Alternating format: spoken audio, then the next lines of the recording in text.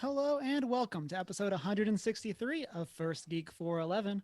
I'm your host, Cameron Franklin, and with me, as always, is my best man, Chris. How are you doing today? I am all over the place, but I'm good. It's been good.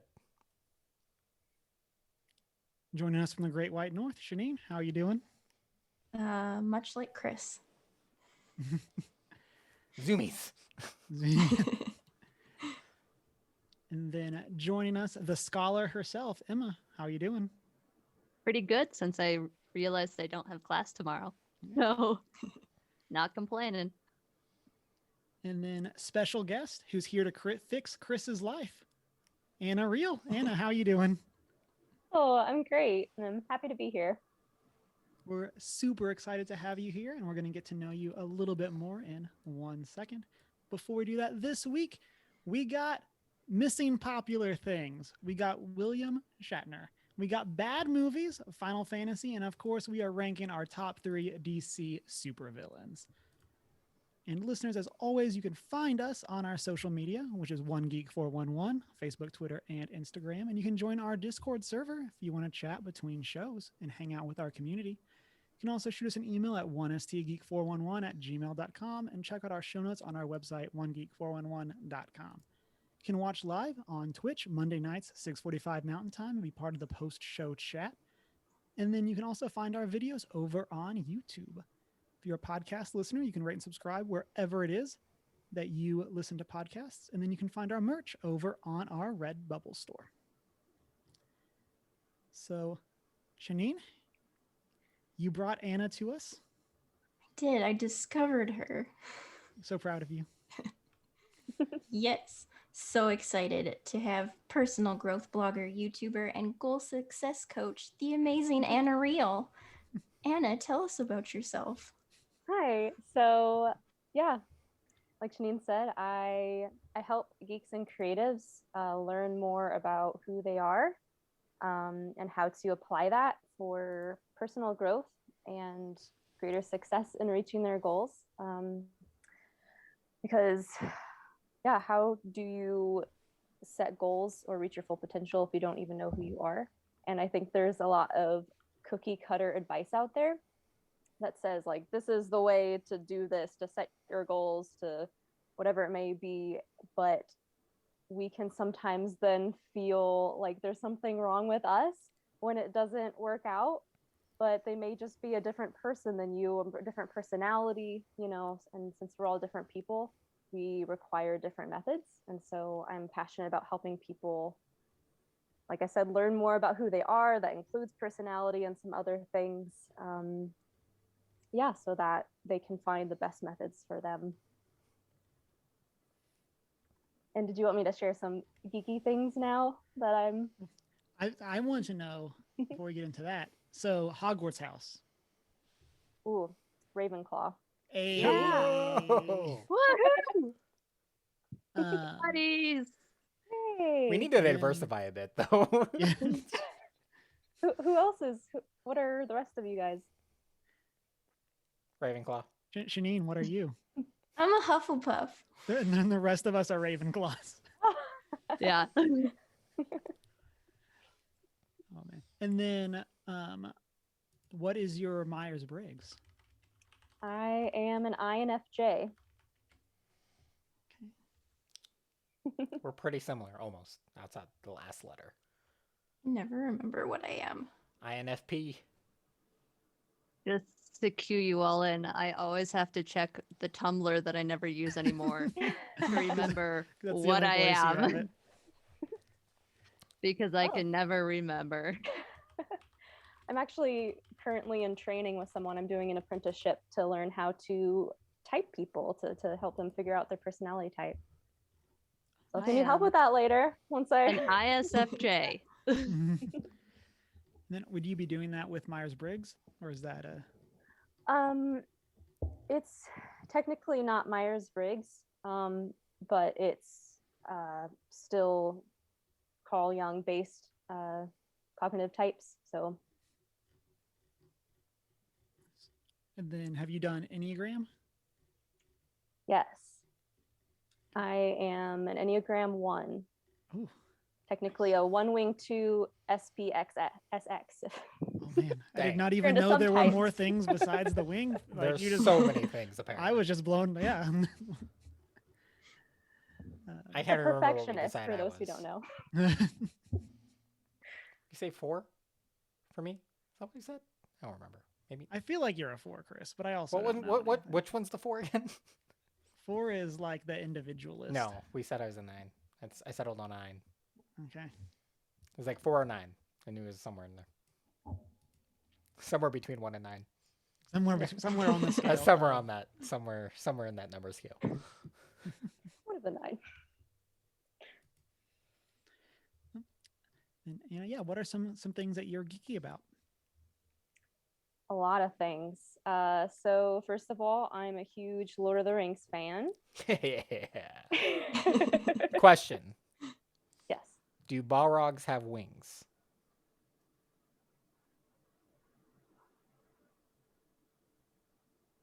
Yes. Man.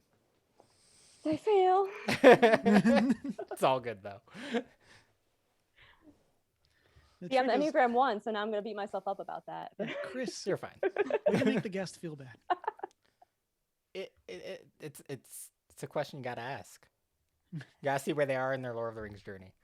In their I journey. failed. Crap. It's not a failure. It's just there's work to be done. That's all it means. And either way, you Always could room end up on for either end improvement. once you know more. I don't know. Once you there's some deep depths. There's some essays you should read. No, I'm just kidding. Because like I have some resources for you. Send them my way. I'm not actually sure I do. Oh, so other geeky things. I like Doctor Who. I like Harry Potter, Pokemon, Yeah. Marvel and DC. What's your favorite Pokemon? Pokemon. I like Abra and Respect. Haunter. More respect. I like a lot of the ghost type Pokemon, probably mainly for the aesthetic because my favorite color is purple, and most of them are. Nice. Very nice. Well, let's go on and segue from that into some of our favorite things from the past week. And Anna, why don't you kind of continue on that train with what you've been up to? Yeah, so I'm also a Star Wars fan, and I've been recently, well, actually, I should say, little fun fact, I grew up watching Star Wars with my dad. We used to watch it apparently like every Friday. And I as a kid, I would call it Star Horse. But as much as I loved the whole fandom and everything, I actually didn't get super into the movies. I mean, I love them, but like Lord of the Rings, I can just watch over and over and over. But Star Wars was just like, until I started watching the Clone Wars. And now I am in love. It gives so much more background, and some of the things that I was frustrated with in the movies, it fills in those gaps. And yeah, but so lately I've been getting into Star Wars books. And so far I've read Ahsoka, which is probably my favorite character. And the two about Padme, Queen's Shadow and Queen's Peril. But they're all by the same author. And I'm excited to get into some of the other authors in the series, because this one, like, I've enjoyed all the background and everything, but it's the books themselves, like the writing has felt a little boring to me.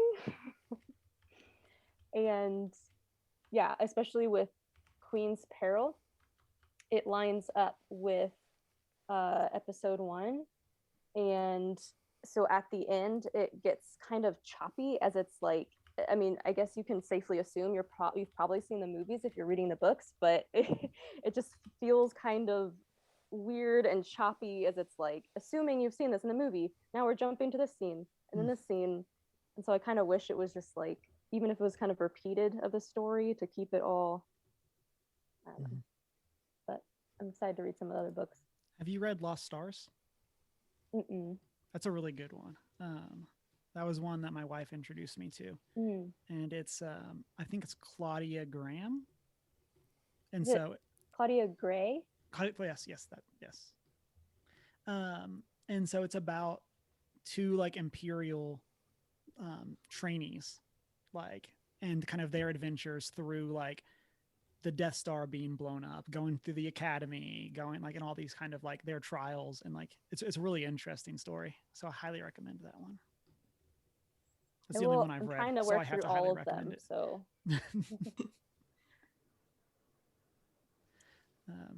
I've also been drawing Pokemon today. Um, I so I have this new reward for my patrons where with my blog and everything, I like to combine geeky things with personal growth, and like so I have like these little encouraging cards. Like this one's a little Charmander, and it says, gosh, I "Don't love let it. your light go out." I've got like a little Bulbasaur and a little Squirtle. Oh, you got glasses. Squirtle Squad. Which one is Shanine receiving? I'm just assuming she's a patron. And so I was working on a new one for April for a reward. But it's fun. I get to combine all my favorite things: personal growth, geeky things, art. So I was doing that today while watching Batman the animated series. Yes. I haven't watched it since I was a kid, and I was trying to get into the DC mood for today. Yeah. I was deep diving Batman the animated series villains for our because like that is like when I started liking DC was that's like my version of a lot of the characters like in my head is the Batman the animated series. So but I also haven't seen it since I was a kid, so I was like trying to go through it, and I was like, okay, who are some really good villains that stand out? Yeah, that's been fun. I've also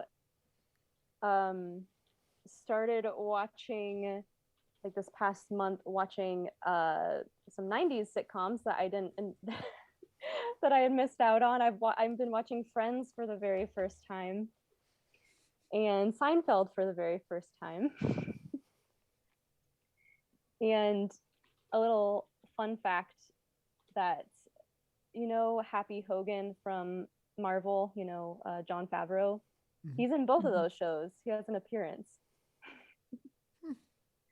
In Friends, he's this rich guy that he tips Monica with like a $20,000 check to get her to go out with him.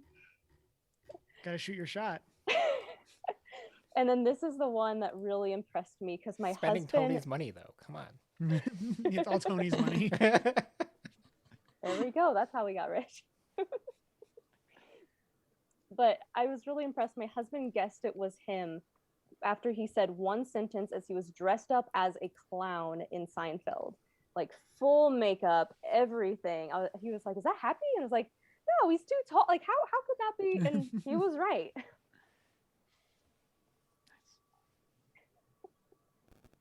There you go. Look out for him. I love like especially like going back and watching older things. Like it's so interesting to see appearances. Like one of the things that I really like is like the first time someone cameoed in something.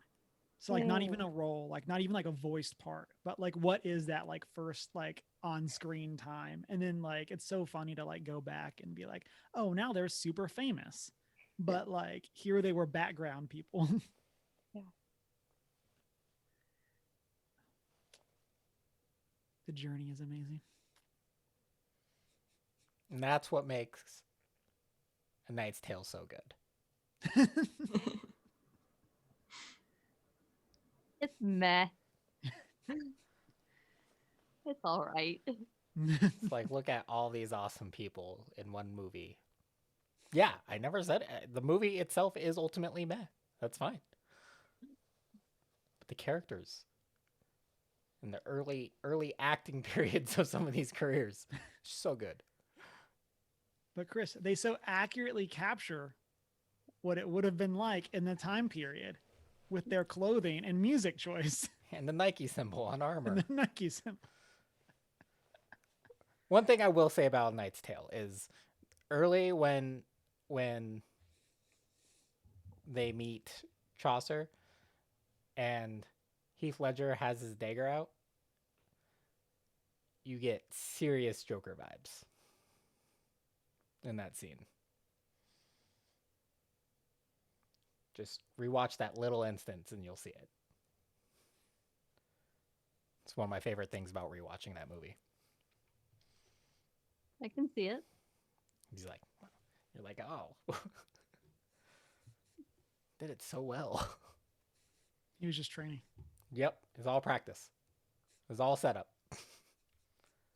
Speaking of the Joker, a different actor, I just watched The Shining this week for the very first time. Oh, I can't How was unsee that? the Joker face in it. Yeah. I was hesitant. So I got HBO Max just for the month so I could watch. So that's why I was watching Friends, and then my husband convinced me to watch The Shining. I'm not really a horror movie person, Cameron's right or there a with rated you. R movie Yep. person. So that was a It's okay. The first horror movie I ever saw was the 2017 It, and I had nightmares that night. So, in the grand scheme of things, The Shining is considerably less scary. yeah. I still can't be convinced to watch it yet. But it's Pennywise, Never seen him. the dancing clown. I don't do spooky.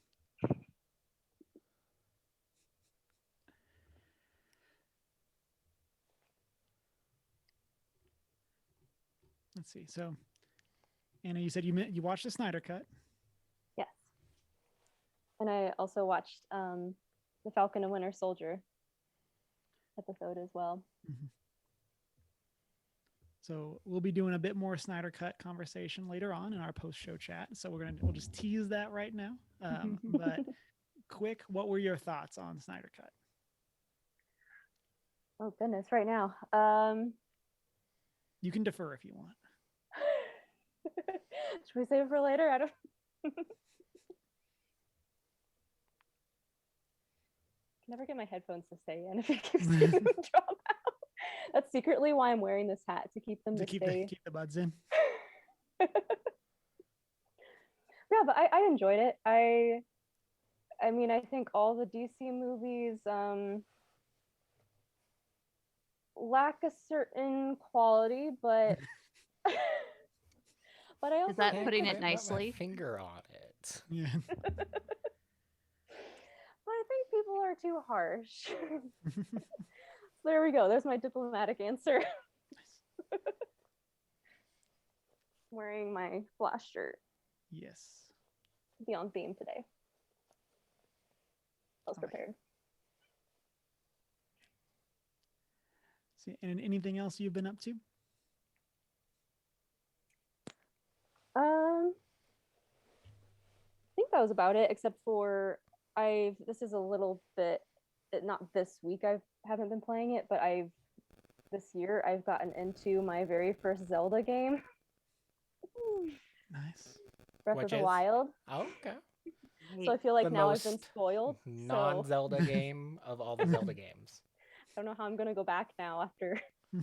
Also my first open world game, so Nice. I'm loving it. Might even be my favorite game so far. Definitely gotta play some of the older stuff, but Yeah. don't have the expectation of the open world and like. But the puzzles are Figure. phenomenal in all the others, if that's your jam, just depending on what you're into. It's like I don't think Breath of the Wild's the best Zelda game out there. But that's also because it's hard to compare it to the others because it is a different model in general. What's your favorite? Like, which one would you recommend? If you can, I'd play A Link Between Worlds. I just love that. I love the wall drawing mechanic in it for one, and but also that might only be like, it also is nostalgic if you played the original Link to the Past. So Not sure if it's a great place to start, but I think so. I don't know.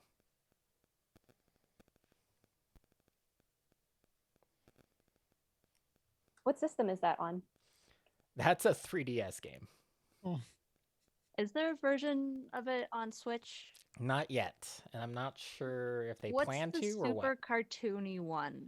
Uh, s- um, that was the Wii game, and it's shoot.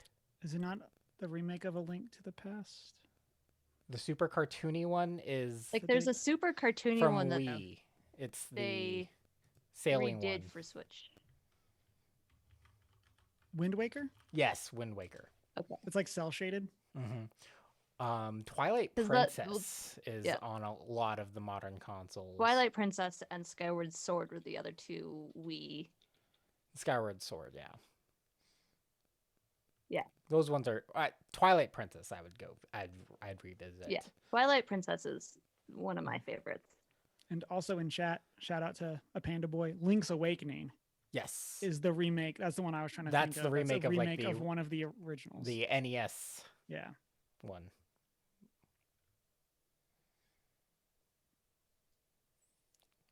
It's a whole line.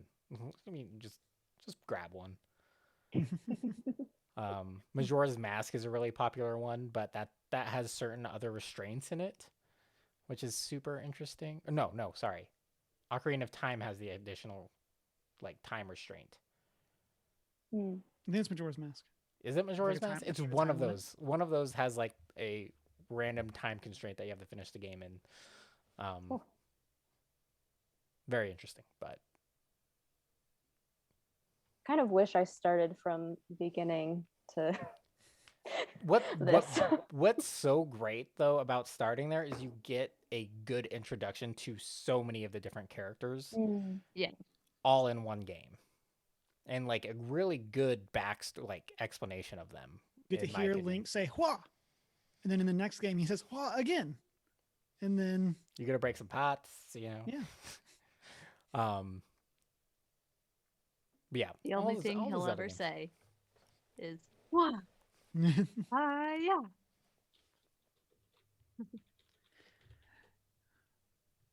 Emma, what all have you been up to this past week? That's the.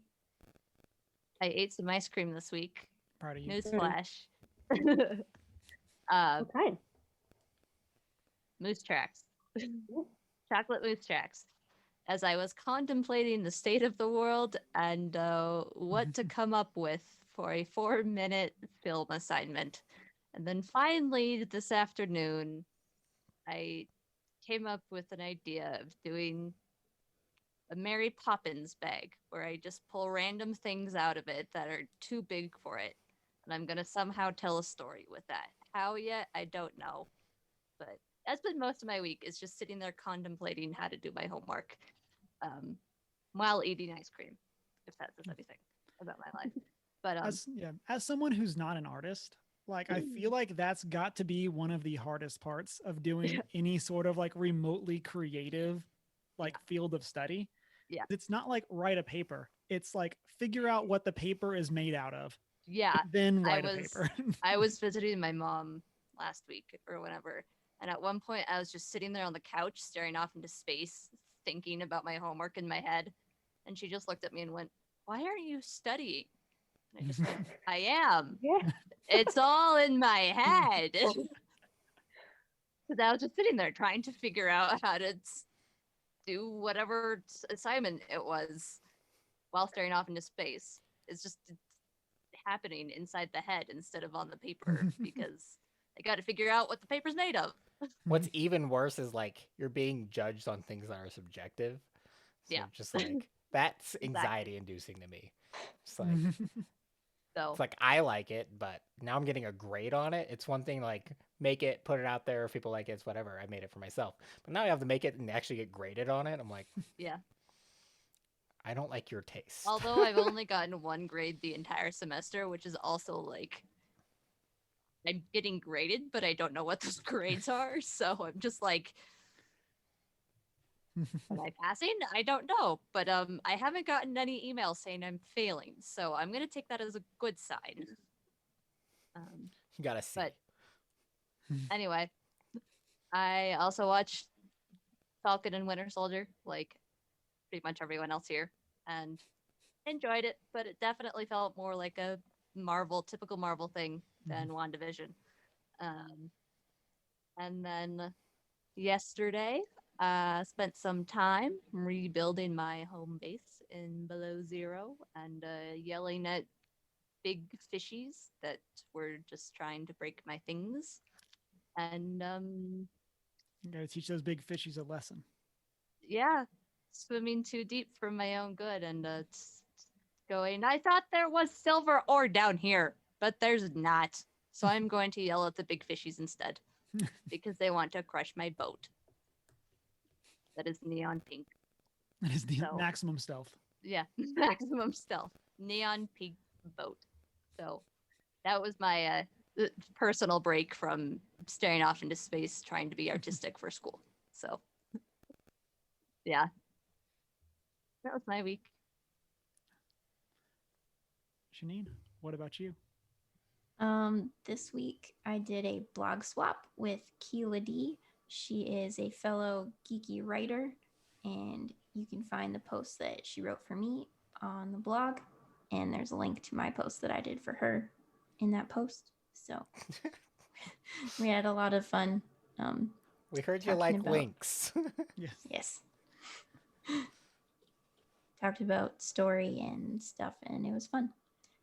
And kind of the only other thing that happened this week is I watched Monster Hunter.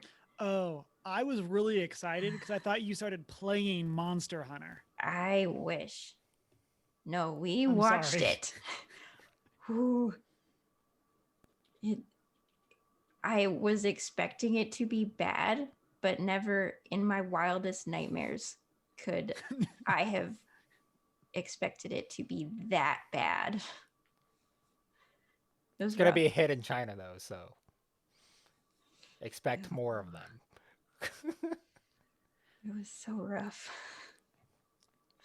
I have so many thoughts Yeah. about it. I feel like there's definitely like clips that you could put together of me being like, "Oh, this doesn't look that bad," as they were like doing trailers and stuff, and then It's that bad. mean- Is it what we expected? Is it just Rain of Fire but Monster Hunter? Is that what it is?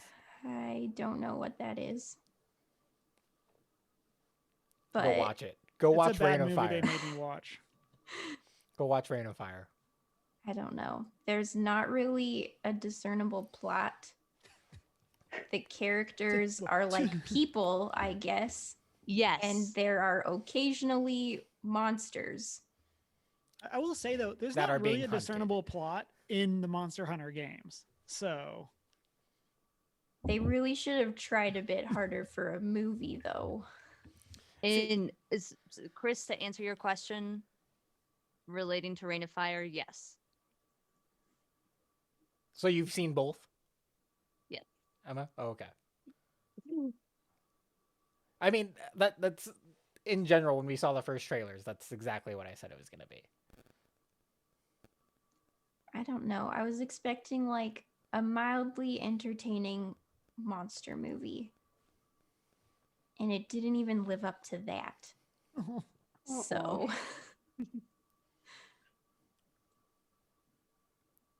Wah, wah, wah.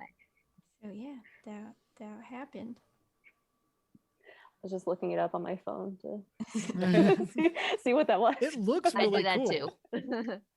Like I mean the character, the monster design from Monster Hunter is really cool, and so it looks cool how they brought that in. But Yeah, Past the that. monsters themselves are cool. There are some cool fight scenes, but they do not at all make up for the rest of the movie. So she needs next homework assignment, watch Rain of Fire and compare them. We'll see. Apocalyptic future where the downfall of humanity is dragons. Don't give it all away. I mean, that doesn't sound bad.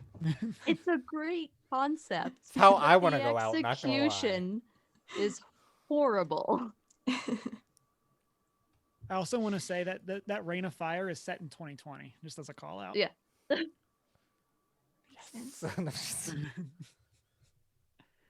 Chris, what have you been up to this past week? A little bit of everything. So I finished my shelf. Woo! Fancy Yay. shelf. At least, well, it's not finished, but it's up, and it's a Working shelf. yeah, exactly. I had one of my good friends, Nick, was visiting from out of town, so we had a little big bonfire at his house. Big bonfire. It was a little nerve-wracking because the wind started picking up. Thought we were gonna start fire season off right. Speaking of Reign of Fire. Yeah. So yeah, because his dad essentially owns a compound. Like there's a helicopter hangar. Oh, There's sheds. I was like, did this suddenly become a cult? No, it's not a cult compound. It's just the Smith compound, as I start calling it. But out behind the hangar, there's a 4-foot pit, and it's like probably about 20 feet wide, and like 10 feet back, and it's just full, and it's like 2 feet above the ground after it's full. A lot of wood, burned really fast. And I kind of bought a motorcycle. How do you kind of buy a motorcycle? I mean, we're still talking about it, but essentially, it's in Nashville. So my uncle is moving, and he's getting rid of his motorcycle. He said if we pay it off, it's ours. Now I just have to figure out how to get it up from Nashville to here. People are telling me to fly down and ride it up. I can't handle a 26-hour ride on a motorcycle. Weak. I mean, I could Get probably do good. it. I'd rather get it up here and then road trip it up to Canada when it opens. You know what Jesus said, Chris? I don't know how that applies here. Got to get good. 'Cause it sucks to suck. Yeah, but I don't suck. It's more so that I'm like, this does not sound like an enjoyable experience. So I've been researching like freight costs for a motorcycle, or or the cost to rent a truck and drive it up, because I'm also worried about weather. It's crazy. But yeah, so did that. I did watch Falcon and Winter Soldier. I'm a little worried about the rest of the season, just because I don't know, it feels Shield-ish. Yeah. And almost cliche. I don't know. It's like WandaVision was just so unique in its execution that this one, I'm just like, okay, it's going to be a Marvel TV show. Yeah. Because Hydra's even still in there. I'm sick of Hydra. We're all sick of Hydra. It's like there's other bad things that lurk in the dark that you can bring in. But I don't know. We'll see. I'm going to watch all of it, obviously, just because you have to. Is Hydra still in it? I mean, they make references to it throughout the first episode, so I'm assuming they're going to do something with Hydra in I it. mean, I feel like it makes sense for Hydra to be in this one, though. They're doing a lot of callbacks to Captain America. Right. Mm-hmm. I mean, yeah, I I mean- think it's a huge part of Bucky's backstory. Yeah. Yeah, I'm just sick Yeah. of it. I'm just tired. Let's give Bucky other things to worry about.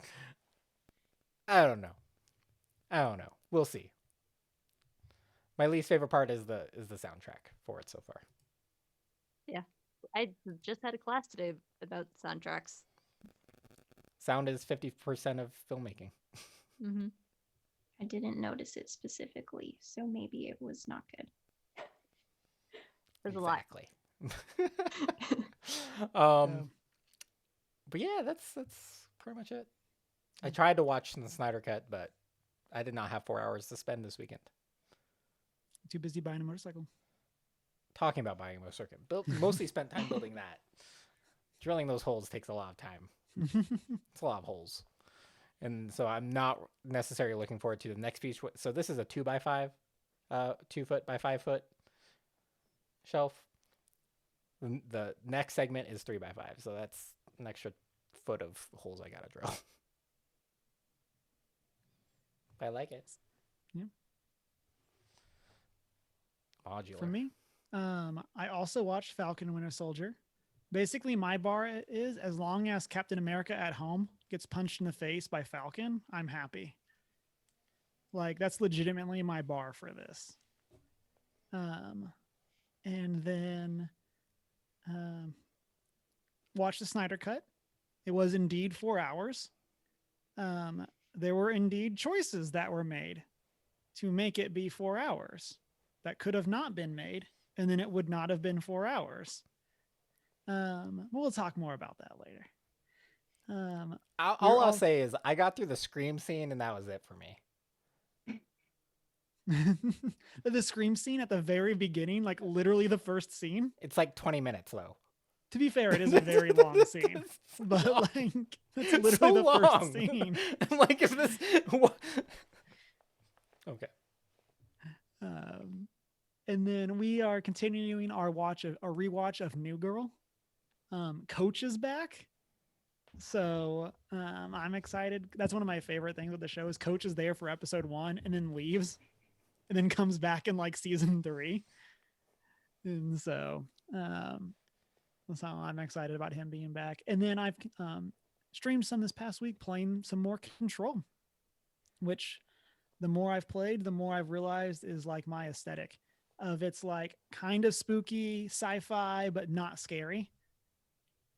And so it's like right up my alley. It's Lovecraft, but with your household fridge. Yes. Also, also surprise Lovecraft of like Surprise Lovecraft. Suddenly Cthulhu was there. Was not expecting that. Inside your household fridge. Yes.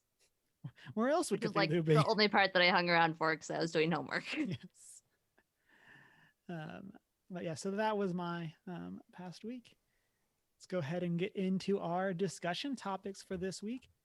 We got some good ones, if I must say so myself. And so with all that pressure, Anna, why don't you go first? What do you got for us? So since I was sharing before about all these movies and TV that and game too that are popular, but I'm just now getting into them, I was just curious to ask you guys, what are some movies, shows, or games that are popular, but people might be surprised that you haven't watched or played them yet? I have watched and played everything. Everything? No, I'm just kidding. I just lost it though. I got one. This ties in with stuff that we were talking about earlier. I've never beat a console Zelda game. Like I've played Ocarina of Time, like I've played Majora's Mask and Wind Waker, but like I like rented them, and so like I never finished them. Also, shout out to Blockbuster. But like, but yeah, so that's one for me that I've just like never played one. And then like I have a Switch now. I've been meaning to buy Breath of the Wild, and I just haven't. You just haven't. And so like, no. So like that's a huge one for me. I mean, I'm just recently getting into the Assassin's Creed games. But it just takes me a long time to accomplish anything that's open world because I get super sidetracked. So then I don't know.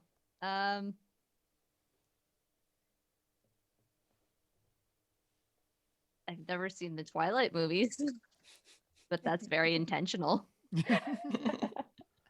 So I've seen them. Yeah. And I apologize to myself daily for it.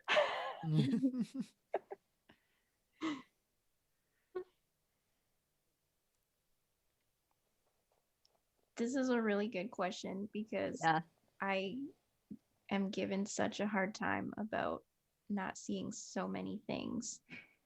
She needs like getting caught up so fast. I try. I don't know. There's still so many things. My husband will be like, "You've seen this, right?" And I'm like, "No." He's like, how? It happens really frequently. But like basically everything you said, I either have not seen or also just recently got into. Like I didn't see Star Wars until I was 17, which is like a lot later than basically everyone else I know. Same here, so you're not alone. I played and finished my first Zelda game like a couple of years ago, which was Ocarina of Time. And I am still working up the bravery to play Majora's Mask. I have it. I'm just scared. I have not seen The Shining. It's stressful. I'm bad at video games and I need walkthroughs and puzzles are hard and going back and forth and time and all the things. It's a lot. Okay. I don't know. Majora's Mask just seems so much more intimidating than like anything else.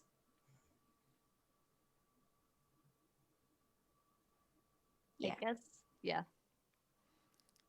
Same. I mean, I've played this like the Legend of Zelda games that were like the Wii on I've played, but anything pre-Wii I haven't played. So Majora's Mask, Ocarina of Time I haven't played, and then because of the kind of overarching theme today, I've only seen like 50% of the DC movies, and by 50% I mean I've seen the Batman trilogy and Superman, and that's it. Oh, and Wonder Woman. The first Wonder Woman, and then I was like, But yeah, I haven't seen anything beyond that. So when it comes to this podcast, it's Doctor Who for me. They've all seen it. I can't get into it. I just can't. I've tried. It's like so many occasions I've tried. Someday we'll be in person and we can fix that. Strap me to a chair. Yes. Strap them down. What they need is an anime version of Doctor Who, and I'd be all over it.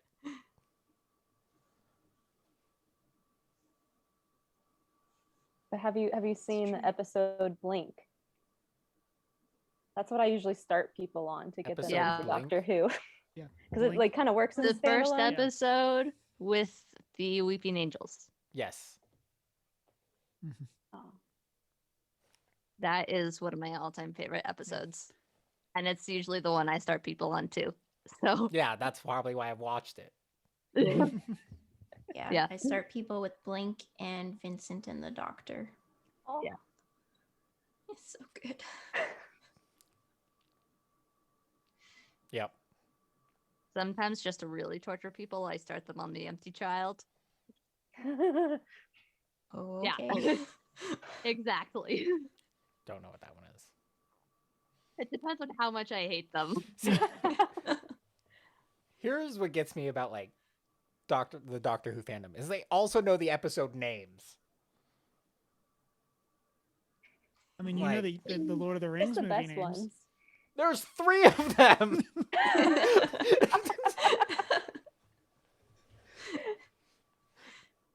I mean, kind of 6, but I mean, we don't talk about half of them. See, for me, another thing is like I'm really bad about like meaning to see a movie and then just never watching it. So there's this great website called Letterboxd, which is basically a social website entirely for movies you watch and would like to watch. I maybe open it once a week, but I use it to keep track of all of the movies that I want to watch, which is considerably larger a list than the movies I have seen, mostly because I use it almost entirely just to put down, this is a movie I should watch. And then I never go and switch over whatever. See, with Cameron, it's that he means to watch, but then he just ends up rewatching The Office or New Girl. Or Parks and Rec. Or How I Met Your Mother. Yeah. Or... just goes right back to the sitcoms. I watched the UK Office this week for the first time. Mm-hmm. don't really recommend. It's different. So- It's definitely that's another one. Like like- that's on my like. I'm a huge Office fan, but I've never watched the UK one, and it's like I feel like I should at least like watch some of it. I've tried several times, and I don't think I've ever made it past episode like 2 or 3. I mainly watched it so I could finally, with confidence, tell my British friend that American Office is 100 times better. I mean, you just look at how many like seasons there are. Like, tell me a good show that had only one season. I mean, to be fair, many British shows are like that. The UK And does some a of them lot are things better amazing. than us. Yes. I've made my stance on The Office well known, and the 3 seasons I watched were torture. But And that did is you that. watch Scott's Tots? I don't know what that is, and if it's Office related, I don't want to know. I can't. That's so painful. So here's What episode? the yeah. My biggest reason I don't like The Office in general is because Steve Carell's character and personality is one of the few personalities that really gets on my nerves, and just like the kind of person I cannot stand. So it just completely ruined the show for me. I was just like, I can't. Like, this is the kind of person in real life who like my patience just goes out the window for. So like, I get that. It took me Yeah. a bit to get into it for that reason as well. But I pushed on, and now I love it. I gave it 3 seasons. And That's a good try. yeah. That's fair.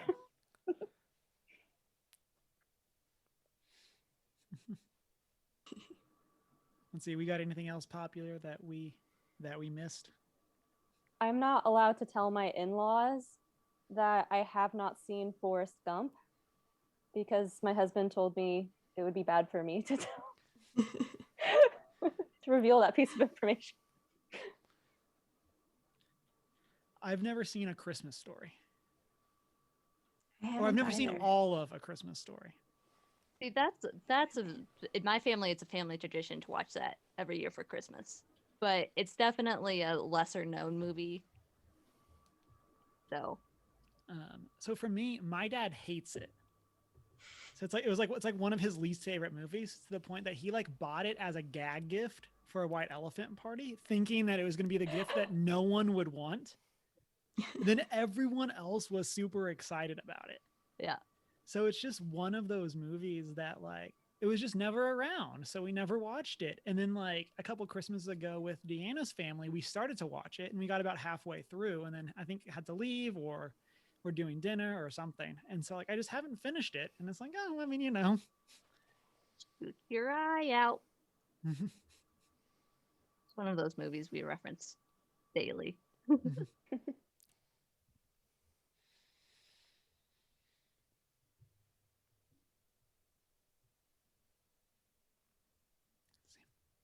Emma, what do you got for us? Right. This is more of an honorable mention than really anything, but I would like to put on the record that it is March 22nd, 2021, and it is William Shatner's 90th birthday. So happy birthday to the captain himself. And we are glad you're still alive. He's nimble for an old guy. Yeah, I know. I was like, wow, he's 90? That's hard to believe. Yeah, I did but- not think he was that old. Yeah.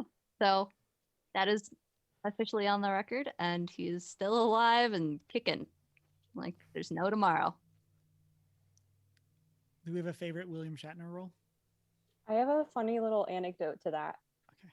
So years ago, when they had that Puss in Boots movie from from Shrek, Mm-hmm.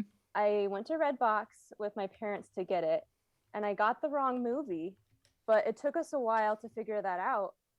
Apparently, William Shatner voiced the Puss in Boots character, and it was the screechiest, most annoying voice I have ever heard. We had to turn it off. We could not handle it anymore.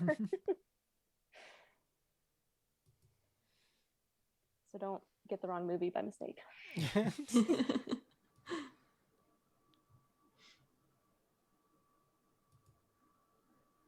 I mean, I like to watch the Star Trek's original series just for the kicks and laughs and giggles of classic science fiction on a very small budget when they were still inventing the wheel. So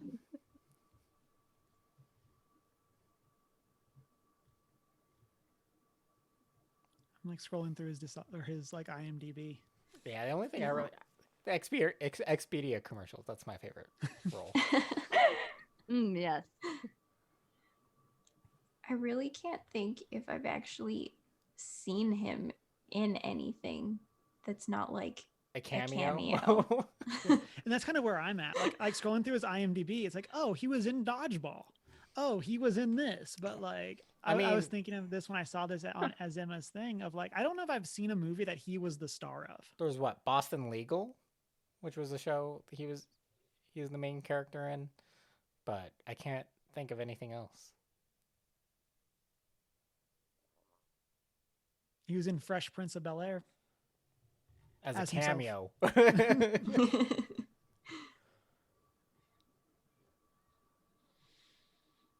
He was in Haven? He was also in My Little Pony.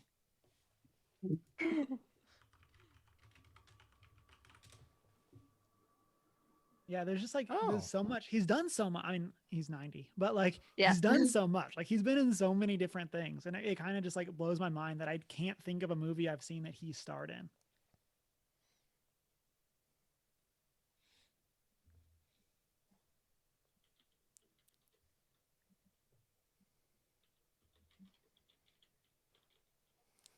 Yeah, he's just living off that Star Trek. Yeah, that's really what's keeping him going. Which is no surprise. But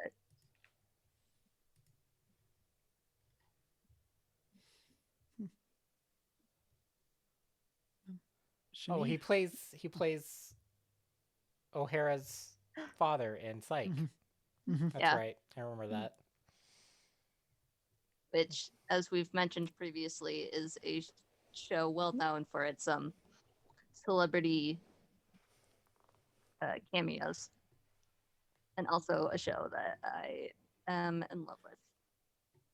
So.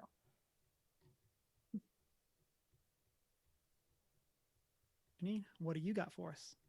All right. Well, speaking of Monster Hunter and bad movies, what are some bad movies that you actually like, and what are some bad movies that are just bad that you have been forced to watch? So, Reign of Fire, Legend.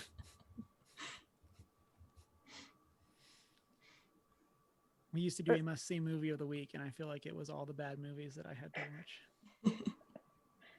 My go-to bad movie, it's more just mediocre, is Secondhand Lions.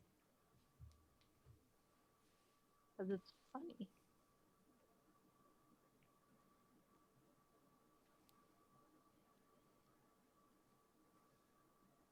For me, there's a lot of like those early 90s movies that are like, they're definitely not good, but I really enjoy them. So like Hook is one of my go-tos.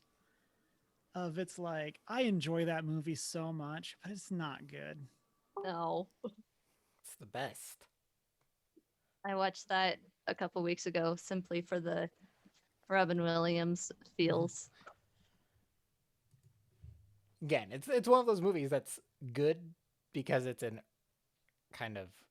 a work for an awesome actor.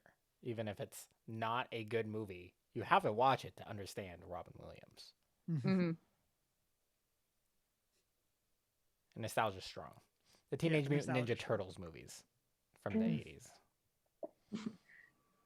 I actually think they're really good because like they're the best Teenage Mutant Ninja Turtle movie that's been made, I will say.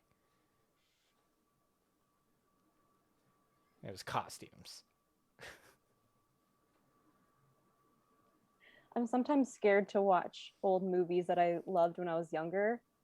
Yeah. Because I just want to believe that it was really good. And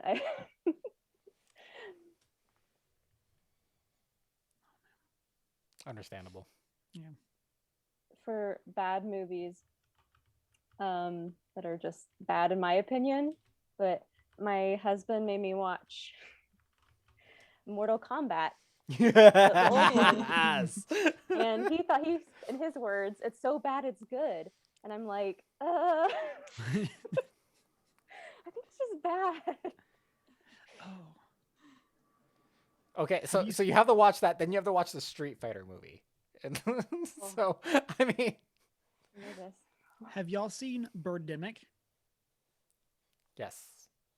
Okay. So it's I think it's on YouTube. So that tells you something about the quality that they were just fine with it being on Didn't YouTube. we do that for Yes, we've done it. We did it. I'm pretty sure I brought it when we did Must See Movie of the Week. But it's like a movie that like a person made with their friends on the weekends. And it's basically Hitchcock's The Birds. But then like suddenly there's like an environmentalist angle and stuff like that. All the birds flap the same. Like it's one of those that like it was somebody was like learning how to do that. And so highly recommend. Again, it's not good, but I enjoy it. So I have one that's a not good mini series that I would not recommend, and that's The 10th Kingdom. Just don't watch it. It's bad. Not worth your time.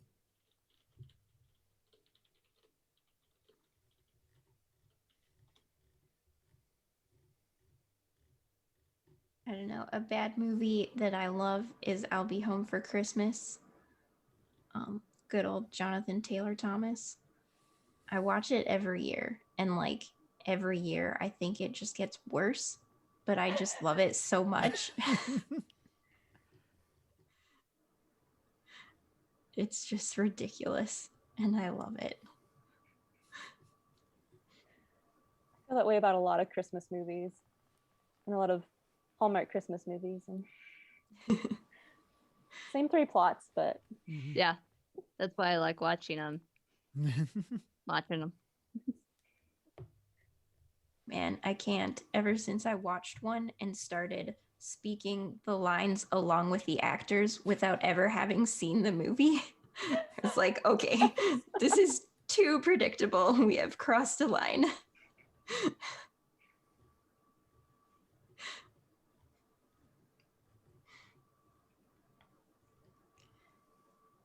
And the first movie I remember being really mad about how bad it was Pirates of the Caribbean 4. That was like the height of my Pirates phase. And I loved the first three.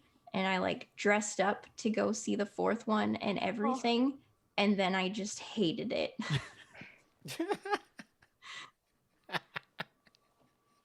Oops. Yeah. Yeah, that seems right. Yeah. In chat, from Trunk the Hut, we have Batman and Robin. Those have a place. There's something for Anna's Geek. Question. I still have not seen that one. And then you're good. And then Queen Skywalker brings up Terra Nova. It's about people saying it's about people that go back in time with the dinosaurs. Probably too big budget and not great writing. It has Andrew Lee Potts in it. Don't ask me why I know that. Oh, I had an Andrew Lee Potts phase. Then, speaking of watching bad movies, Queen Skywalker says Ready Player One. Yeah.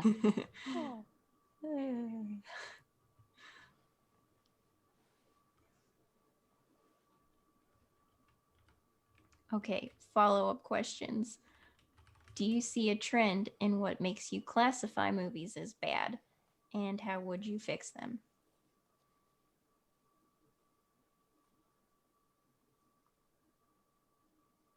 I think a big thing for me is when a movie like leaves you with super obvious questions, or vice versa. When a movie like, or maybe even building off of that, when a movie spends time answering questions that people wouldn't care about, or I don't think people would care about, instead of answering the actually important questions. Yeah. Like that's a big one for me. And so things like, Snyder cut, but like there are just certain times in watching movies where it's like, okay, maybe like In-Game's a good example. They spent time telling you, or is it a good example of a movie doing it well? Like they spent time explaining with time travel why they couldn't just go back and kill baby Thanos. Like that is the type of question somebody would ask in a time travel story, and they addressed it. But they didn't spend time like dwelling on all these other like possibilities of like stopping Thanos at different times in his life or doing any of those things. It was just, oh, we can't kill baby Thanos. Okay, we need a different solution. Yeah. And like I thought that was a great way of handling that. More Krakens. Everything's more realistic with Krakens. Wait, Krakens! I have to redo my entire design now. Why? What did we say? For I was going off the squids. squid. Same thing. Giant squid is a No. Kraken.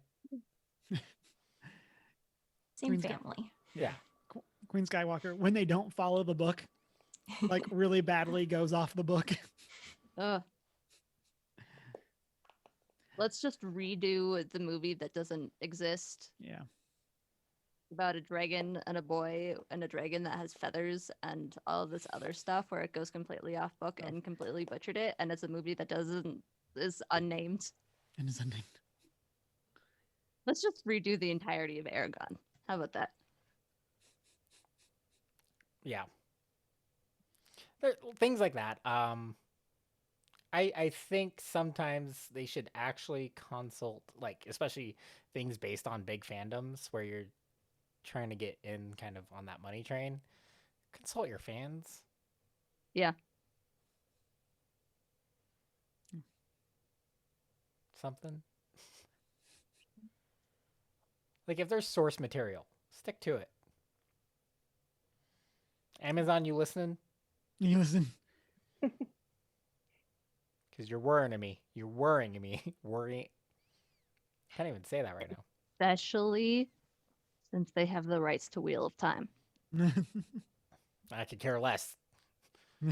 Don't spent you $1 billion. dare mess up on Wheel of Time. Don't you dare mess up the Lord of the Rings series. That's what I'm talking about. I know you. If they paid do the Wheel of money for Time it, well, it's going to be the next Lord of the Rings. No such thing. Mhm. You can't be the next something when that something's eternal. That can't stop, won't stop. Yeah. Just you wait and see. Nope. Anna, what do you think makes a bad movie? Oh, the first thing that came to my mind was just underdeveloped characters or not Yeah. getting you emotionally connected to the characters. So you're just like, oh, they can die. I don't care. Yeah. Yeah, that's my big thing too, is like I need to care about the characters. And then basically anything else can happen and it doesn't matter. But yeah, that's really an issue that I've seen. Definitely in Monster Hunter, there was like zero character development. Like not even like there was no character arc. Like they actually just didn't develop characters. Like they had people. There just That's were it. people. They existed. There were humans on the planet. But I think that's a big problem that I have with like the Disney remakes and stuff like that too, is there's already established characters, so they don't really bother developing the characters in the remakes at all. They assume you already know them.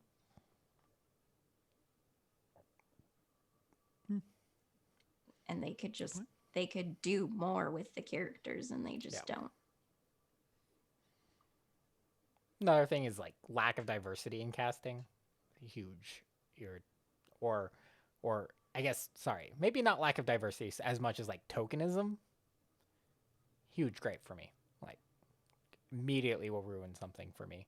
Like I started off really kind of liking the idea of Big Bang Theory, and then Raj just never got any development just because he's the token diversity.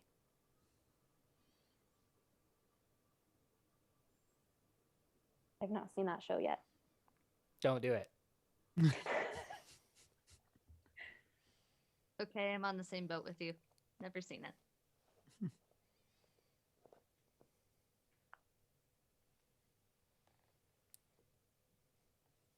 And then I think another one for me is pacing.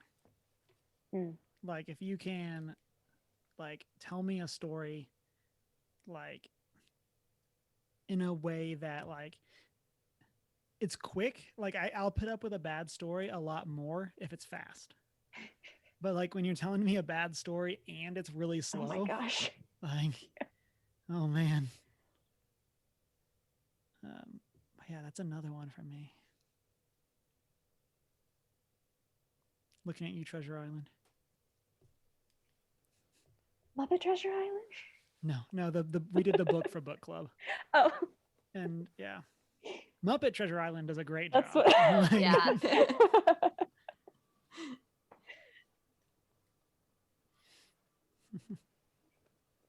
That's what I would do for all the bad movies. Just make it a Muppet movie. And I mean, I think this is a Instantly very better. valid way to do it. Like, solves would all the work. problems. yeah.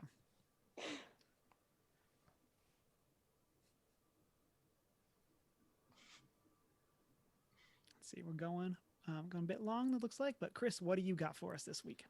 A few things.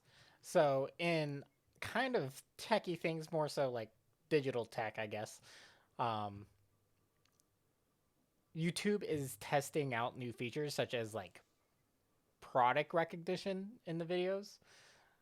So this is possibly like a new monetization aspect for YouTube where it'll like pick up on what's in frame and possibly provide like links automatically in your notes for possible products. Kind of interesting. Tinder's playing with the idea of partnering with Lyft so you can pay for your date's ride. Oh. That seems mad creepy. Why? Like, we're going on a date, so I got you a vehicle, and now you're in the vehicle that I paid for. Like, I mean, I don't think you're going to get any of the data from that. It's just like... Will they know where you live? No. I hope not. Otherwise, that would be really creepy. Yeah. No thanks. I'll pay for my own Lyft. Or just give me the cash and I don't know. Rather you not know where I live. Yeah, I highly doubt that they are going to provide anyone the actual location data. Like that would just wouldn't make sense. That's why it's be a new feature, because right now, like, yeah, you can get their location and send them a car. That would be weird. Whereas this is just like, hey, Yeah. I paid for the ride. It's through the Tinder app. We'll see you here. Like, that's not creepy to me. And then we also got news that Final Fantasy VII Ever Crisis is officially going to be the worst type of game. Free to play and funded by loot boxes. whoa, surprise mechanics. Watch your mouth. Surprise mechanics. Watch my... Depending on how they do that, I don't know. Square's typically pretty good and trying to make sure that's just restrained to like cosmetic things, but I mean, they're not EA, so won't be like game progression boxes, I guess. I don't know. We'll see. I'd rather just buy the game, play it. Yeah. Without feeling like I'm missing out on without spending money on it. I think that like Final Fantasy is just a well enough known name that you should be able to do that fine.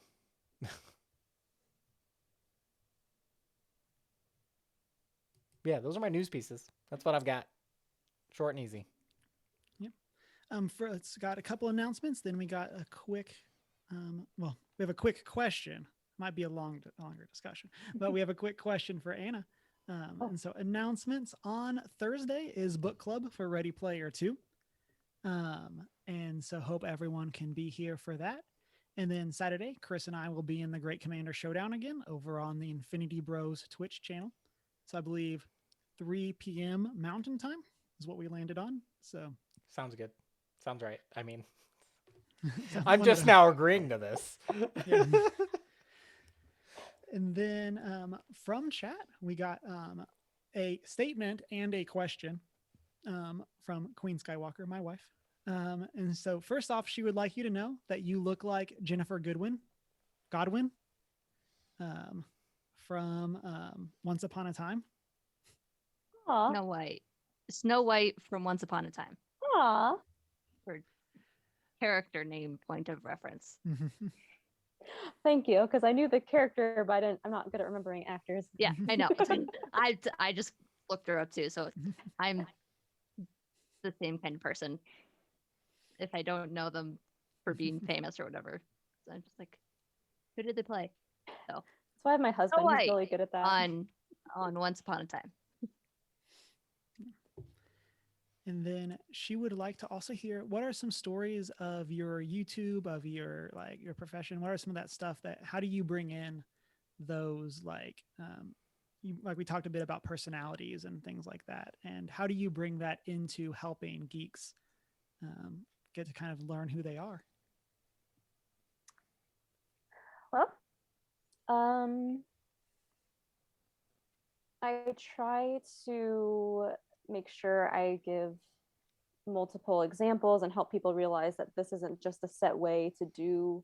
Like if I have a video about goals, or if I have a video about, whatever, I try to help people understand that there's different ways that you can go about it, and there's not just a certain way. And I have some blog posts so far on some different personality things. I'm actually working on a YouTube video right now that'll hopefully come out next week, maybe the week after, that I'm giving an introduction to a lot of different personality theories and systems, because sometimes like if you're wanting to start to learn more about yourself and your personality, it can be so overwhelming of like, where do I even start? Like I've heard of this or that, but I kind of give the learning curve of each, because some of them are a lot quicker to like, oh, I can just take this online test, versus there's some that I would recommend you have like a profiler, like have a session with someone to help you figure it out.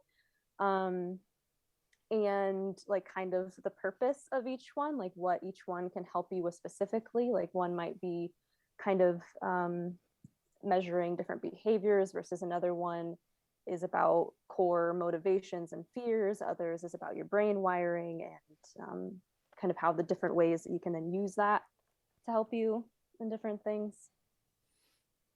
So there's a quick answer, I guess. Do you have, and maybe this is like asking you to pick a favorite child, do you have like a video on your YouTube that like is the one that like you point people to, like, or like one you're like super proud of? Oh goodness. I don't know off the top of my head. They're all my babies. Which one's the middle child? This one's total. Okay, this one I like just because it's fun. I had a video on personal growth lessons from playing Pokemon, and because I like to do like personal growth lessons from different films, and I don't know, that one was just a lot of fun to write, and it's like a good way to have some visuals and thinking of some lessons. Find a way to stay 14 forever through 2 decades worth of content. Yes, I teach you how to Stop the life clock.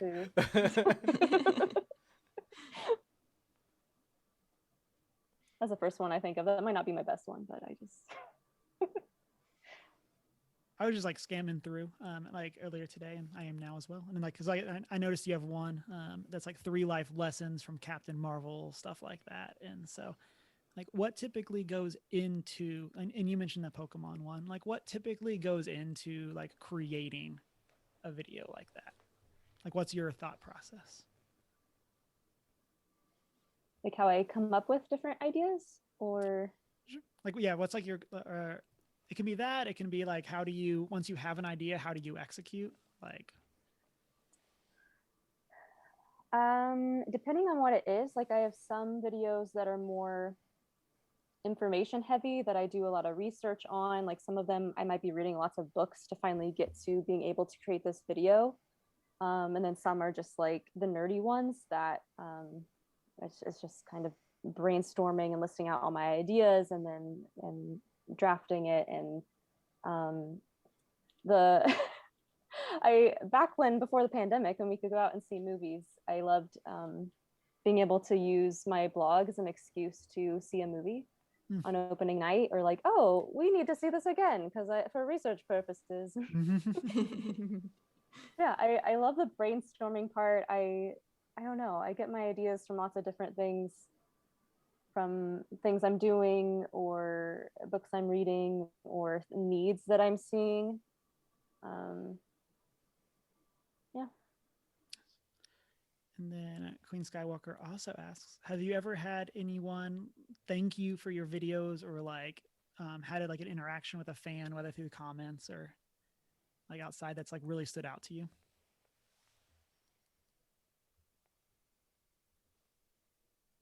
trying to think of a specific instance. I've had quite a few situations where I've gotten that really good feedback, and that's like, it's just, when you first start doing anything and you start putting your work out there, it's just crickets for a long time, and you're not getting that external feedback, and you're just like, I hope this is helpful, this seems like it might be helpful. But when I finally started getting some feedback on things that were actually helping people, and I also like to screenshot them, and then I save it in this album on my phone because that's sometimes what helps me to keep going, to see like we're talking to a lot of people right now, but when you can think of, oh, it's this specific person that I'm talking to or that I've helped in this way.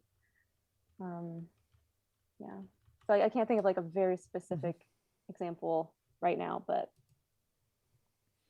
And then another one is, what is like, if you have a favorite film, Queen Skywalker specifically says Disney or Pixar, but in general, that like in regards to like personality or like character growth, like one that you like to go back to, what one of like maybe like a classic example or something like that. Ooh. Oh man.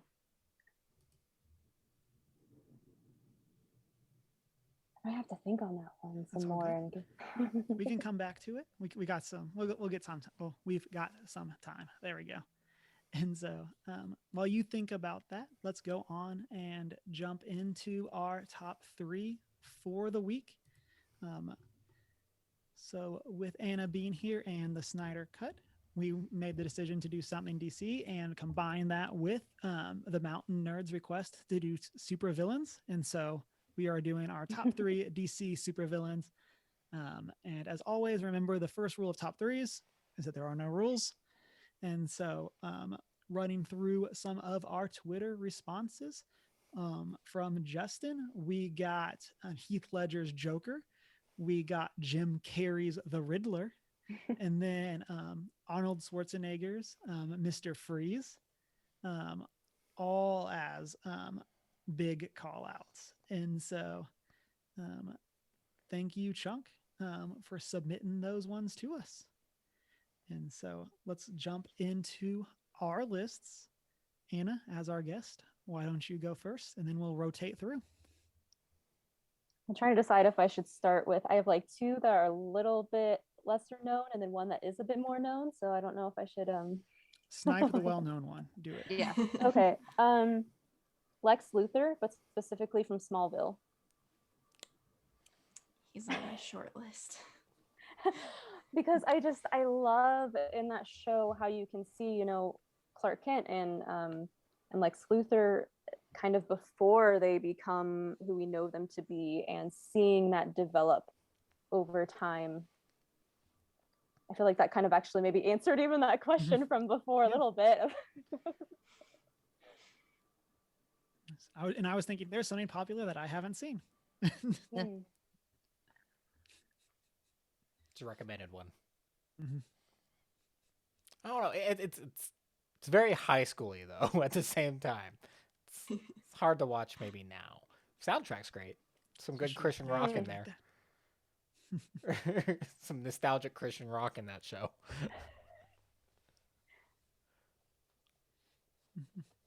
Emma, what do you got? So as discussed last week, my knowledge of DC is very small, meaning I could only recall 2 DC villains off the top of my head. So my first 2 are the 2 I could think of. And then I made up something for a third one, which we'll get to. But my first one is the Joker. Which one, in terms of actor, couldn't tell you. Don't know much about DC. I've I'm pretty sure I saw the Heath Ledger Joker. I don't remember. Um, have not seen the Joker movie, so I don't really have any information to pick one over another. But I know who the Joker is, so that's my villain number 1. Yeah, they get it by default. Shanine, what do you got? Okay. My first one is the Red Hood. Maybe a bit of a controversial choice, being sometimes villain, sometimes hero, but sometimes villain is close enough. It's close enough for our no rules. Yes. I love his character in Under the Red Hood, which is a DC animated, and DC animated things are better than every other DC thing. So he's wonderful and voiced by Jensen Ackles. So gotta love it. Good looking man right there. That and Jensen Ackles has like cosplayed as the Red Hood, and I would totally watch him in a live action if I knew it was going to be good.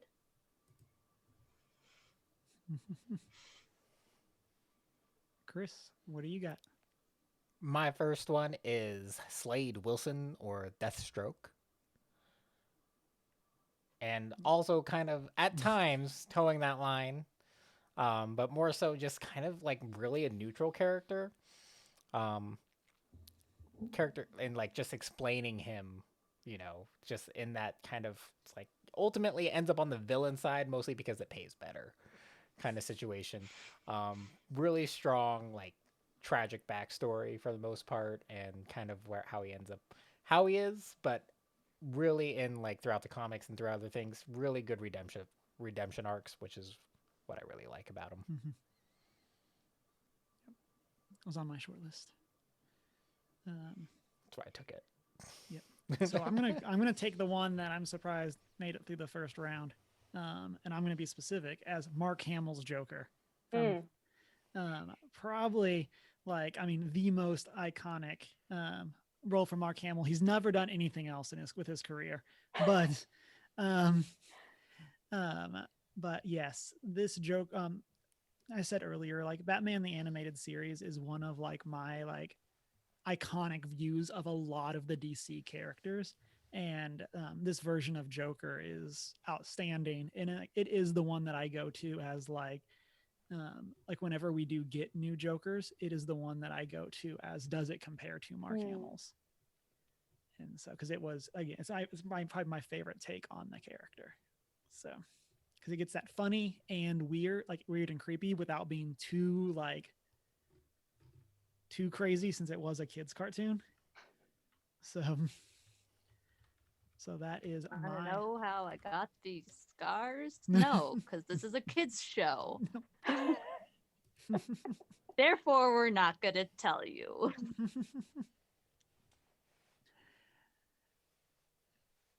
Anna, we'll go back around to you. What do you got? So Eobard Thawne, aka Reverse Flash. I know him from the CW show The Flash. He's just, man, he's got this epic master plan all through time, and I don't know, like I mean, season 1 came out a long time ago. I don't want to give spoilers, but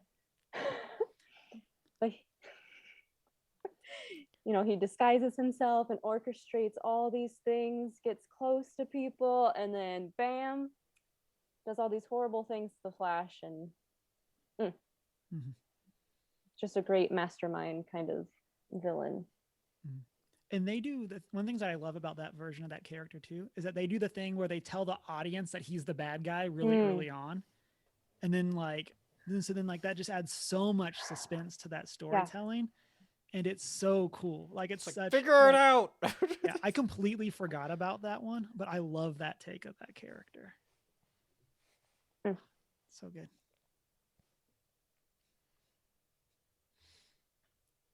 Okay, Emma, what's the second DC villain you know?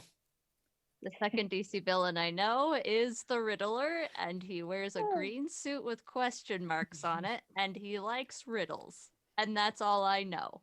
Nailed it. Yeah, I mean, it sounds like you knew exactly what they do. And that's all I know. So there's the Riddler for you. What do you think Riddler. Mr. Freeze does? He freezes things. See, you could be the Which- comic book writer. Here's the thing. Y'all are gonna love what I've come up for number 3. I'm so excited for whatever your number 3 is. Like I have a half a word doc dedicated specifically to who this character is, what they do, and why they do it. And it's as ridiculous as the Riddler and Mr. Freeze. So Riddler was on my short list too, specifically the one from Gotham, Yes. the show, not the place, because I'm pretty sure he's obviously- always from Gotham.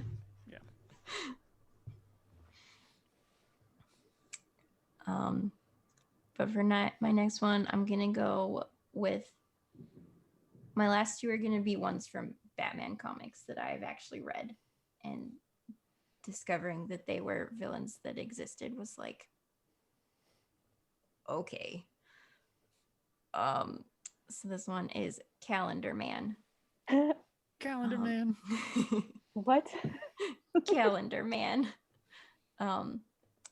Julian Gregory Day. He is clearly fixated on calendars and dates and holidays, and commits holiday themed crimes. And it's so ridiculous. I love it. I love a good theme party. Yes. I love a crime. good theme party. Themed crime. Themed crime. Fantastic. It's the way to go.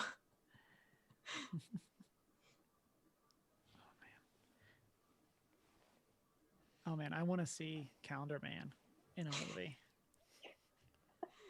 Yeah. That's what DC needs to do. They just need to reach into A obscurity. Christmas movie. Christmas movie, yes, with Calendar Man. Or like the Holiday Inn, but instead it's Calendar Man. Oh my gosh. Oh, I love it. That just improved my life. Thank you. Yeah.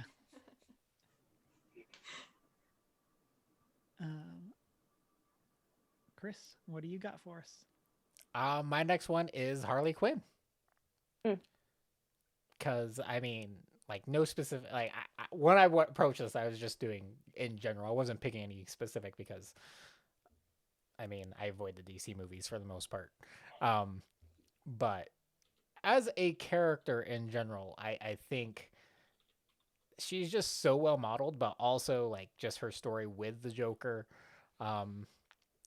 and just kind of how, like, in general in society, how we can warp ourselves into something completely different than who we are, and out of our abuse of relationships, or just out of, like, our obsession with someone that obviously isn't a good thing for us or anything like that. Just like that transformation, it just puts in a light, makes you kind of understand people a little more, even if it is an extreme version of things that we do in relationships. But I love her character.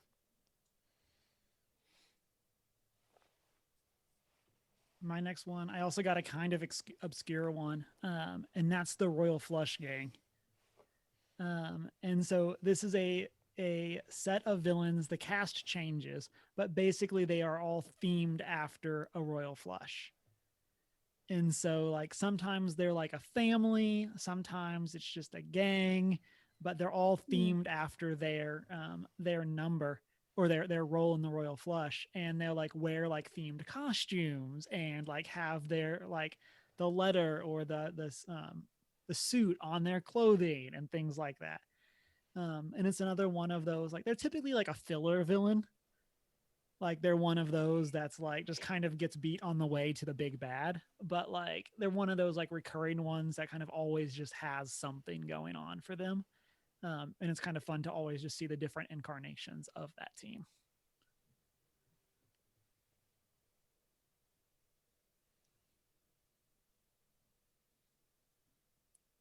And Anna, we'll go back up to you. So my third one, Beth Kane. She's known as Alice. She's Batwoman's sister, and they're both cousins of Batman. I know her through the Batwoman show, but I was like looking it up, and it sounds like in the comics, like there's a similar, it's a different thing that happens in her background, but very similar concept as what happens in the show. And she has this tragic backstory, and her father and sister think that she's dead. Her in the show, her sister keeps searching for her until her father finally makes her give up searching, but she's still alive out there and goes through these horrible things that drive her to insanity. And I love villains like that make you feel for them and make you wonder how would they turn out had they not gone through those experiences. Like it also makes me think of like the juxtaposition of in Batman versus Superman, where you have Bruce and Clark versus Lex, and like all of them you kind of see some of their I mean, I don't know if all of you've seen that movie, but I mean, the characters are the same obviously, but they come through these bad experiences, yet you end up with two heroes and then a villain. Mm-hmm. Yep. I mean, like Lex Luthor got called out earlier. That's one of the things I like about Lex, is like it's so interesting to see like what is the path that he went down, that kind of thing.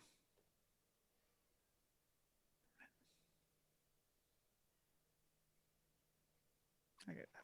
I think it's like, and I think that one of the things that DC does really well is those like family bonds. Like, I mean, like obviously in Marvel you have like Fantastic Four, X-Men. You have a lot more of like the found family, it feels like. Whereas like DC, there's a lot more of like there's like cousins of Batman. There's like Superman's cousins and people like that kind of thing.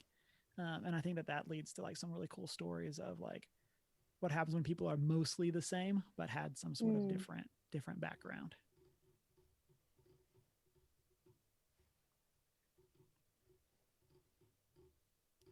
Okay, Emma, no pressure.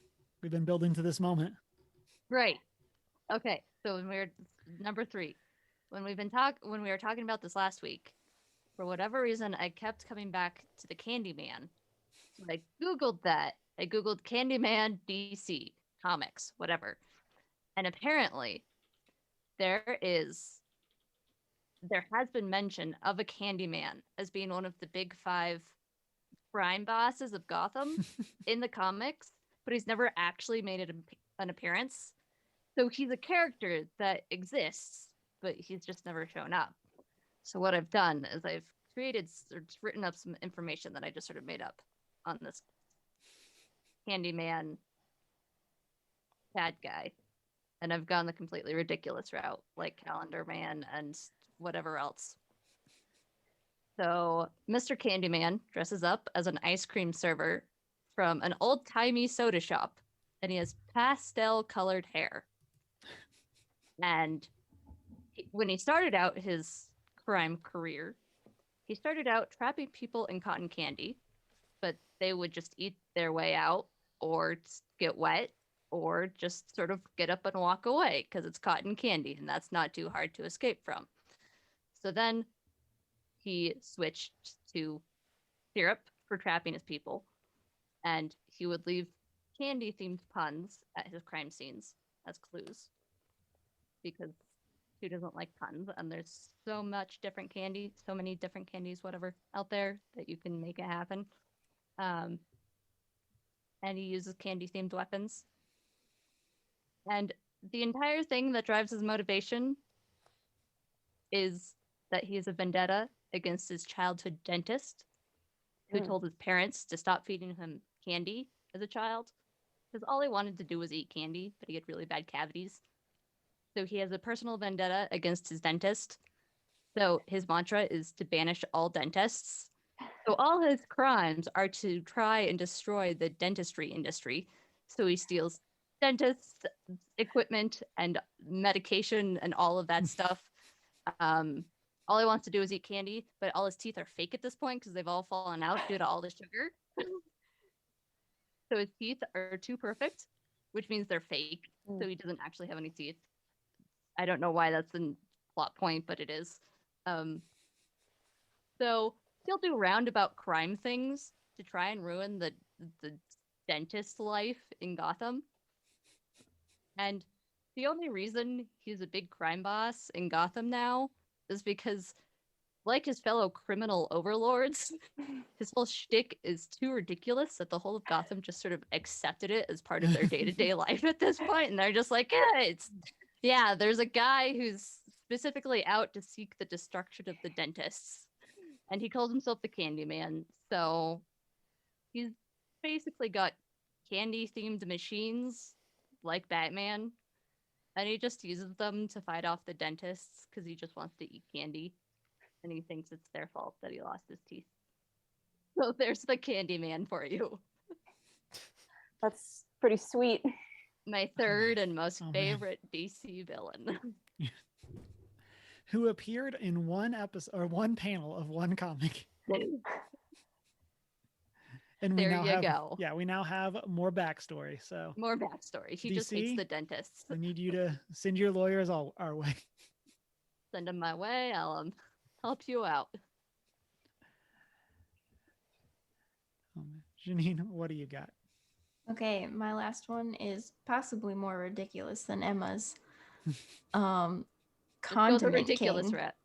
Condiment King. Condiment King. He literally shoots condiments at people. It's the worst kind of villain. Yeah. So, like, I mean, this is like the reasons, like Emma made up somebody who, like, they're anti-dentistry, and we're like, yeah, that makes sense for DC. Yeah. Like, and they're like, because we already got Condiment King and Calendar Man and all these people. Like, yeah. Be my enemy. I don't like many condiments, so. Well, it's just like they're the worst kind of people because they're going around essentially pranking people, just outliving their lives. I mean, he occasionally tries to induce anaphylaxis. So. It's pretty bad. mm-hmm. Yeah. Yeah, condiments. Yeah. Chris, what's your number 3? My number 3 is Grodd. Big old gorilla. And the reason why I like him as a villain is that, you know, especially as a villain against the Flash, is that often Flash being generally good, you know, oftentimes when he's up against villains, he does attempt to appeal to their humanity. Kind of wants to offer redemption. But Grodd's not human. And that's probably one of my favorite things. Also, just like Grodd's story, like in general, it's like he's like in a situation like this, like trying to appeal or argue on behalf of humanity when this super intelligent, non-human creature is approaching humanity from the other side, watching in. It's like, you can't prove your goodness in this situation. It's like he's watching the abuse of his kind, essentially, you know, the imprisonment from his perception, and I really like the idea of Grodd as a villain, just because you can't read, you're arguing a very losing argument when the other side is not human. It's just like you can't convince there's goodness there. He has no attachment to humanity, and I love that. My number 3 is Clayface. Again, another great villain from Batman the Animated Series. A shape-shifting villain who like if I remember correctly from Batman the Animated Series, his power comes from getting makeup dumped in onto him. And I just watched that episode today. Okay. Can you fill in the blanks for me on I think that? it's like some kind of lotion. I think he was disfigured to begin with, so he uses it so he could look good because he's an actor and so he doesn't want to lose his job. But then he gets mixed in with the bad guys and they want to get rid of him, so they dump all over him so his whole body can be morphed. And I love, like, as far as like origin stories go, it's just so like there are people that have these crazy backstories of how they got their powers, and he just kind of got this stuff dumped on him, and then like that gave him his powers. And I know a big thing that like this is one of the villains that I would like to see actually brought to like the big screen. It's one of those types of characters where like Clayface would be so interesting to see done well in a live action movie, like a more modern live action movie. But alas, we've been kind of stuck with not having that. So so that's kind of where we are with that. And then that brings us to the end of our top 3 for this week. We also want to give a quick shout out to Comics on the Cross. Thank you for the raid coming in right as we're wrapping up the top 3 DC supervillains. Next week, we will be doing our top 3 Marvel supervillains. They could do the other side of this. That I can do. Yeah. I'll have to go out and make up another new villain on the Marvel side of things, in which I can do. But And so come back next week for that, and we still got some post-show chat coming up for our new people coming in. Anna, thank you so much for joining us. Where can people find you online? you can find me at therealanna.com, and it's spelled like my last name, REEL, and also at therealanna on pretty much any social media. I'm mostly on Twitter, kind of on Instagram, youtube.com/therealanna. And then, of course, you can find us as One Geek 411 on Facebook, Twitter, and Instagram. And you can join our Discord server to chat with us between the shows, or send us an email at 1stgeek411@gmail.com. We also have a Redbubble store if you want to buy some merch. And then you can watch live over on our Twitch, 6:45 Mountain Time, or on the videos over on our YouTube. You can rate and subscribe wherever it is that you listen to podcasts. And then check out our show notes on our website, onegeek411.com. And then, of course, you can check us out at our personal social medias. Mine is Humar Whittle. mine is I am not prepared with an I. I'm the Hoot and Howl on Twitter and Hoot and Howl Tales, TALES, on Instagram. And I'm not so foreign. And it's been a great week. Wash your hands. Down with dentists. Have some condiments.